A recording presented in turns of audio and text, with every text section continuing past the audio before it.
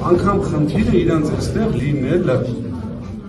Ազգային բարերար Սամվել Կարապետյանին պատկանող հեծի լիցենզիան դադարեցնելու հարցի վերաբերյալ հանրային ծառայությունները կարգավորող հանձնաժողովի հրավիրած նիստը սկսվել է սկանդալով։ Հեծի տնօրենի նախկին պաշտոնակատար Դավիթ Ղազինյանը հայտարարել է, որ հեծի ժամանակավոր կառավարիչ Ռոմանոս Պետրոսյանը իրավունք չունի լինելու հանձնաժողովի նիստին որպես կողմ։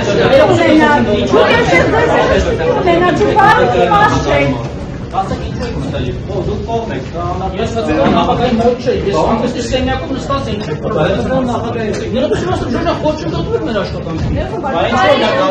Քաղաքացիական պայմանագրի անդամ Ռոմանոս Պետրոսյանը կուսակցի, տարածքային կառավարման նախարար Դավիթ Խուդաթյանի հետ մտել է ՀՑԿ նիստերի դահլիճ, որտեղ նրան լրագրողները դիմավորել են հարցերով, թե օրենքի որ կետի համաձայն է նա որպես կողմ մասնակցում նիստին։ Լրագրողների հարցերի տեղատարափից Պետրոսյանին փորձել է փրկել ՀՑԿ նախագահը, լրագրողների գործողությունները անվանելով խուլիգանություն եւ սպառնալով նրանց դուրս հանել դահլիճից իրավապահների օգնությամբ։ Բայց ինչ որ դուք անում եք, դա անկարգություն է, խուլիգանություն է, նիստերի վարման կարգից դուրս, կանոնակարգից դուրս գործողություններ եք անում։ Սպասում եմ,